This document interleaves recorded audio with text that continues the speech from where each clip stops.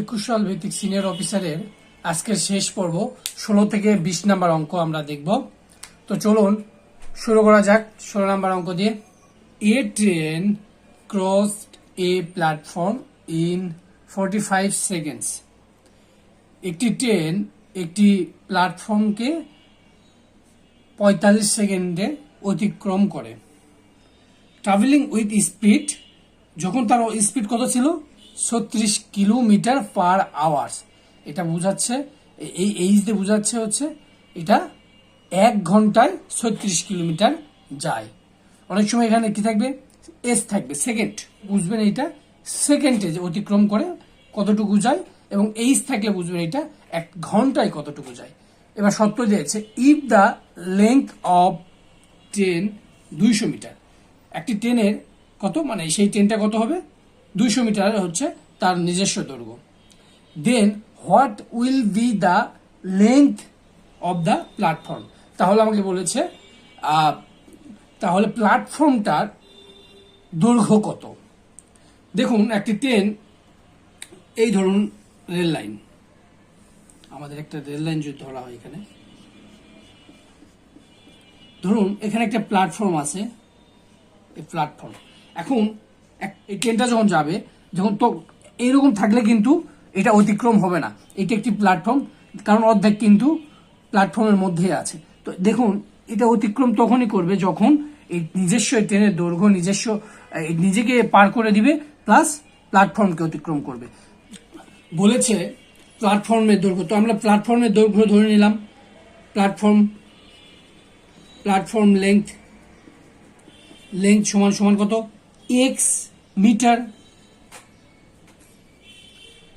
আমরা ধরে নিলাম। তাহলে মোট দূরত্ব কত অতিক্রম করতে হবে, এক্স প্লাস 200। এটা মোট দূরত্ব। এই দূরত্বটাকে অতিক্রম করলেই তাহলে ট্রেনটি কি করবে, প্ল্যাটফর্ম থেকে ক্রস করতে পারবে একদম। এখন দেখুন আমরা জানি ডিস্টেন্স সমান সমান কি,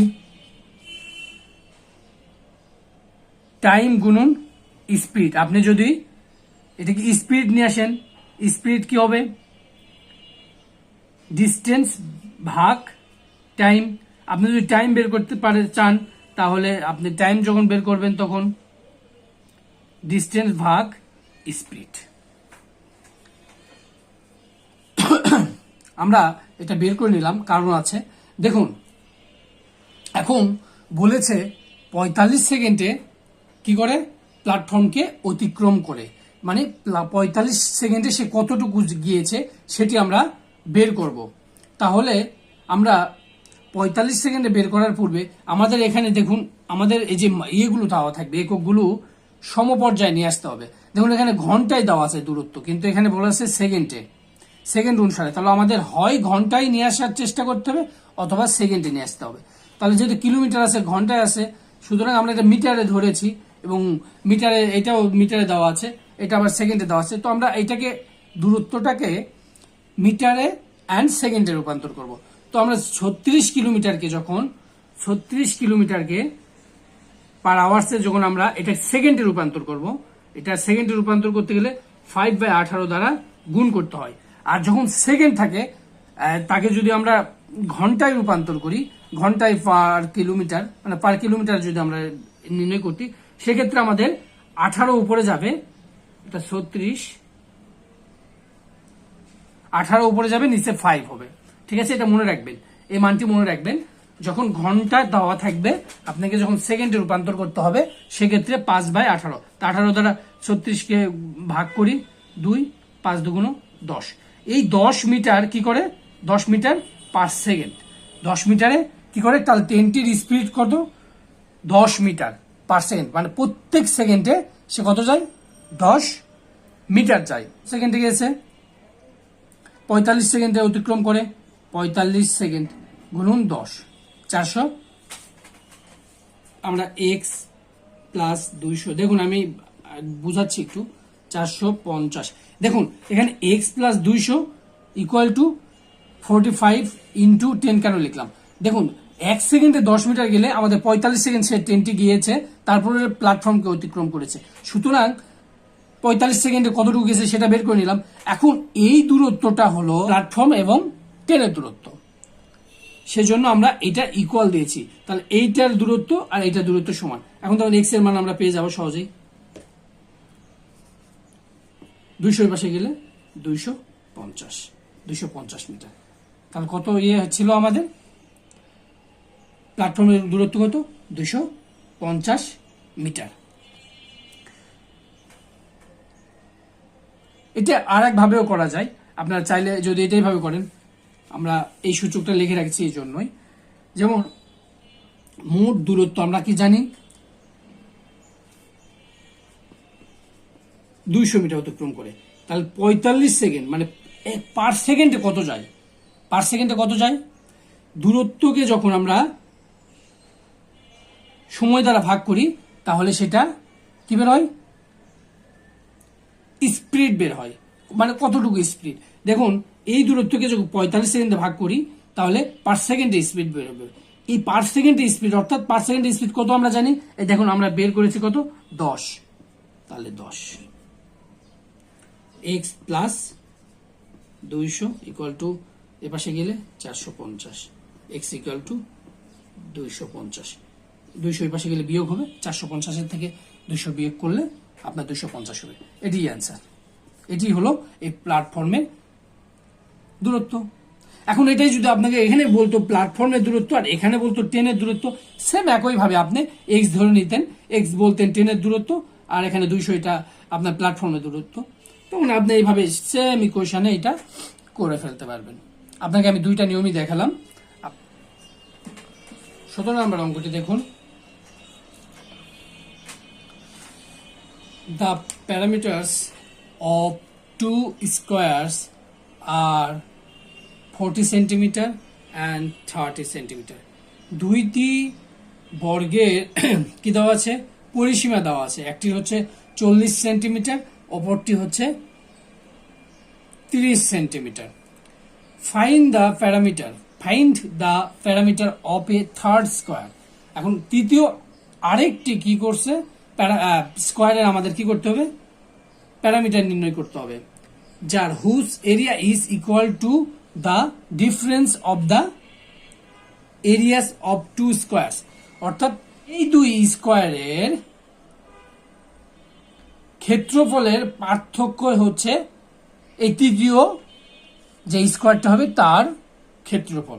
তাহলে আমাদের প্রথম দুইটি স্কোয়ারের ক্ষেত্রফল নির্ণয় করে সেখানে পার্থক্য বের করতে হবে। সেই পার্থক্যটাই হবেই আমার তৃতীয় স্কোয়ারের ক্ষেত্রফল। যেহেতু ইকুয়াল বলছে, area is equal to the difference of the area of the others. So এখন আমাদের যেহেতু পরিসীমা দেওয়া আছে, পরিসীমা থেকে আমাদের প্রথম দুইটির ক্ষেত্রফল নির্ণয় করতে হবে। তো প্রথম ফার্স্ট স্কোয়ারের ক্ষেত্রে কি হবে? ফার্স্ট কেস আপনি লিখতে পারেন ফার্স্ট কেস। তাহলে আমাদের এটা প্যারামিটার মানে হচ্ছে বর্গের 4 বাহু যেহেতু সমান, তাহলে আমরা কি করতে পারি? 4 দিয়ে ভাগ করতে পারি। তাহলে এক বাহু, আমরা জানি বর্গের এক বাহু সমান পাইলেই এক বাহুর উপর কি যদি আমরা কি করি? স্কোয়ার করি, তাহলে কি পাবো? আমরা বর্গ পাবো। ইন সেকেন্ড কেস 30/4, যেটি এটাও বর্গ, সুতরাং 30 কে 4 দ্বারা ভাগ করলে কি দাঁড়ায়? 7.5। 7.5 কে কি করলে বর্গ করলে কত বের হয়? এটা আপনাদের একটু কষ্ট করতে হবে।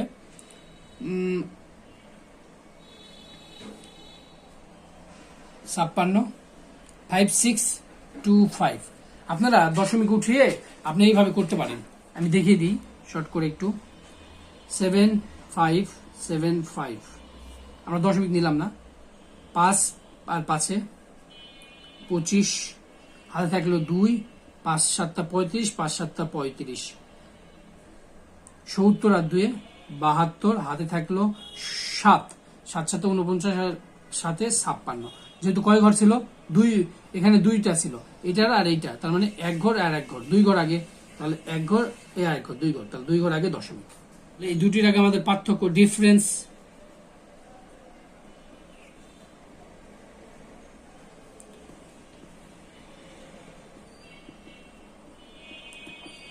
পার্থক্য যদি বিয়োগ করি আমরা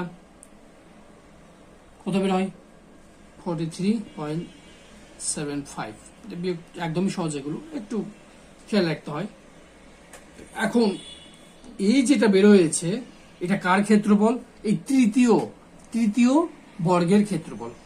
যদি একটি বাহু নির্ণয় করতে চাই, ক্ষেত্রফলকে আমরা কি করব? ক্ষেত্রফলকে রুট ওভার করব।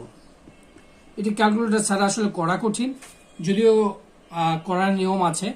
দশমিকের বর্গমূল কিভাবে নির্ণয় করতে হয় আমি পরবর্তীতে আরো বিস্তারিতভাবে দেখিয়ে দিব। 6.614 এটি কিন্তু এক বাহুর দৈর্ঘ্য। এখন আপনাকে বলেছে এর প্যারামিটার কত, তার মানে পরিসীমা মানে গুণন 4, তার 4 দিয়ে গুণ করে আসবে 2645। আমি এক্ষেত্রে ক্যালকুলেটর ব্যবহার করে আমি উত্তরটা বের করেছি। তবে অপশানে এটা ছিল না, অঙ্কটিতে ভুল ছিল, এর কাছাকাছি কোনো অপশান ছিল না। 24 ছিল অপশানে, এর কাছাকাছি অ্যান্সার। আদারওয়াইজ ছিল 18, 32, 36, এগুলো 24 এগুলো ছিল। তো কাছাকাছি 24 দেওয়া যায়, তবে এক্ষেত্রে না দেওয়াটাই ভালো, যেহেতু গণিতের ম্যাথ অনেক সময় আপনাকে জাজ করার জন্য স্যাররা দিয়ে থাকেন, ভুল ম্যাথ হয়তো পরীক্ষায় দিয়ে থাকে হবে। তো number 18, if a plus b plus c equal to 0, the value of a square by bc plus b square by ca plus c square by ab এর মানটা আপনাকে বের করতে বলেছে।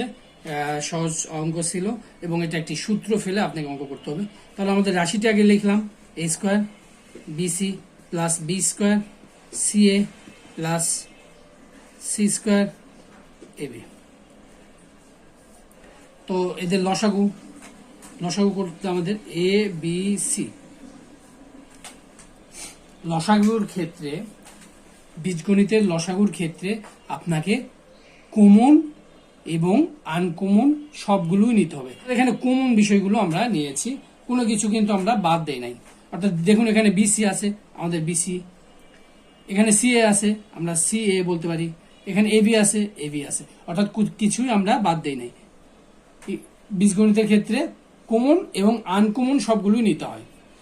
তো এখানে বিসি বাদ দিলে কি থাকে? এ থাকে, তাহলে এ কিউব প্লাস এখানে সি এ বাদ দিলে বি কিউব থাকে, এখানে এ বি, অর্থাৎ এই নিচেরটা দিয়ে এটাকে ভাগ, যেমন এ বি সি এটাকে ভাগ করতে হয় এই নিচেরটা দিয়ে এ বি দ্বারা গেলে কি থাকে? সি।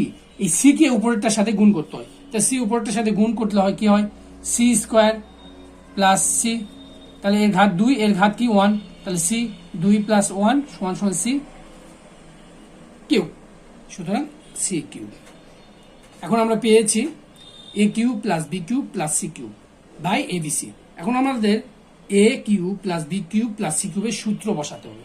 তো আমরা কি জানি? এ কিউব প্লাস বি কিউবের সূত্র প্লাস সি কিউবের সূত্র A plus B plus C, then a square plus b square plus c square minus ab minus bc minus ca plus 3abc by abc। এখন a plus B plus c সমান যদি 0 হয়, এখানে যদি আমরা 0 বসাই তাহলে এটা গুণ হিসেবে আছে, এটা পুরোটা কি হয়ে যাবে? শূন্য হয়ে যাবে। এটা যদি শূন্য বসান, এটার সাথে গুণ হয়ে কি হয়ে যাবে? শূন্য হয়ে যাবে। আর পাশে কি থাকলো? প্লাস 3abc বাই abc সমান সমান abc কাটা, তাহলে কি থাকে? প্লাস 3, অর্থাৎ 3, অ্যান্সার 3। একদম সহজ ছিল। Number 19, in a set of 3 numbers, 3টি নাম্বারের the average of first 2 number, 3 নাম্বারের মধ্যে প্রথম 2টি নাম্বারের গড় হচ্ছে 2, the average of the last 2 numbers, শেষের 2 নাম্বারের গড় হচ্ছে কি? 3, and the average of the first and last number is 4, প্রথম এবং শেষ নাম্বারের গড় হচ্ছে 4. What is the average of 3 number. এই তিনটি সংখ্যার কি করতে হবে, গড় বের করতে হবে। আমাদের দেওয়া আছে কি প্রথম দুইটির গড়, দ্বিতীয় দুইটির শেষের দুইটি এবং প্রথম এবং শেষেরটির গড় দেওয়া আছে। সেখান থেকে আমাদের এই তিনটি নাম্বারের গড় বের করতে হবে। তো ধরে নিন সংখ্যা তিনটি, লেট দ্য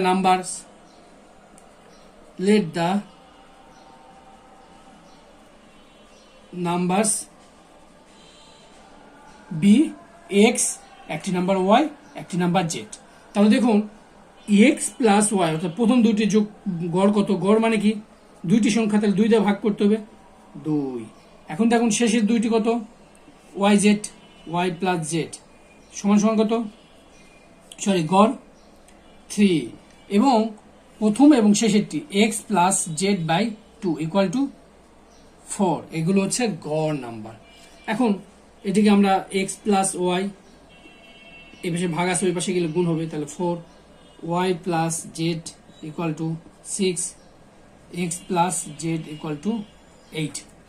ধরে নিন এটি 1 নাম্বার সমীকরণ, এটি 2 নাম্বার সমীকরণ, এটি 3 নাম্বার সমীকরণ। এখন আমরা 1, 2 এবং 3 কি করি, যোগ করি। 1 যোগ 2 যোগ 3, এই তিনটি সমীকরণ আমরা যোগ করি। তাহলে যোগ করি, বাম পাশেরগুলো বাম পাশে যোগ করতে হয়, সমান চিহ্নের ডান পাশেরগুলো ডান পাশে। তাহলে x plus y plus z plus x plus z equal to 4 plus 6 plus 8। দেখুন এক্স কয়টা আছে, 2টা আছে, ওয়াই কয়টা আছে, 2টা আছে, এবং জেড কয়টা আছে, 2টা আছে। তাহলে আমরা 2 কমন নিলাম, x plus y plus z equal to 18। অর্থাৎ x plus y plus z equal to 18 by, এই ভাগ আছে এখানে গুণ আছে ওই পাশে গিয়ে ভাগ হবে, তাহলে 9। 18কে ভাগ করলে 9 হয়। এখন বলেছে তিনটি সংখ্যার এটা কিন্তু যোগফল, আমাদের গড় বের করতে হবে। তো গড় বের করতে গেলে কি করতে হয়, 2 দ্বারা ভাগ করতে হয়। গড় বের করতে গেলে এখানে সংখ্যা 3টি, 1 2 3, এক্স ওয়াই জেড সংখ্যা 3টি বলছে, এই জন্য আমরা কি করবো, 3 দ্বারা ভাগ। 3 দ্বারা ভাগ করলে কত হয়, 3। আনসার 3।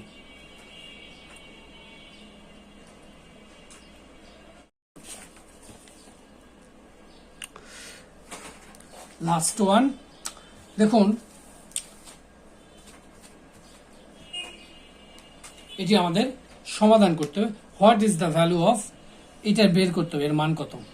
এখন এটা সমাধান করতে হবে। দেখুন আমরা সমাধান করার চেষ্টা করি। সমাধানের ক্ষেত্রে আপনার এই ক্ষেত্রে শেষের দিক থেকে আসবেন 225। তাহলে আমরা প্রথমে রেখে দেব 10 প্লাস 25 প্লাস 108 প্লাস 154। দেখুন 225 কে যদি আমরা ভাঙি তাহলে আমাদের কি বেরোয়, 15। 15-এর উপর আমরা কি জানি, 15 বর্গ করলে কি 225, তাহলে এখানে 15। এখন এই 15 154-এর সাথে যোগ করতে হবে। তাহলে 154-এর সাথে যোগ করলে কত হয়, এখানে 10 এখানে থেকে যাবে, এখানে 25 প্লাস থেকে যাবে, এখানে 108 থেকে যাবে, প্লাস এখানে রুট ওভার 154 আর 15 করলে 169, 169। 169 কার বর্গ, 13-এর উপরে বর্গ করলে কত হয়, 169, তাহলে এটা 13 হবে। 10 প্লাস 25 প্লাস 108 প্লাস এটা বর্গ করলে আমাদের কি দাঁড়ায় 13, তাহলে 108 আর 13 কত হয়, 10 প্লাস থেকে যাবে, 25 প্লাস থেকে যাবে, 108 আর 13 যোগ করলে হয় হচ্ছে আপনার 121।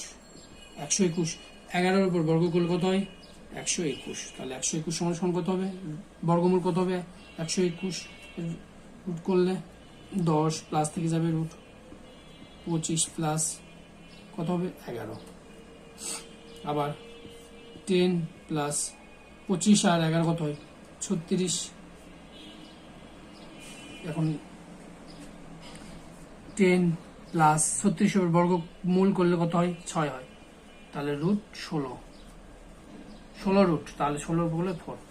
এটি হলো প্লাস মাইনাস 4 বা অ্যান্সার হলো 4। এইভাবে আপনাকে সমাধান করতে হবে। শেষ অঙ্ক এটিই ছিল। 21 সাল ভিত্তিক সিনিয়র অফিসারের গণিতের সমাধানের সমাপ্তি হলো। আমরা পরবর্তীতে জেনারেল এবং ক্যাশের সমাধান দেওয়ার চেষ্টা করব। সবাই ভালো থাকবেন, ধন্যবাদ। যদি ভিডিওটি আপনার ভালো লাগে তাহলে আমার চ্যানেলটি সাবস্ক্রাইব করবেন।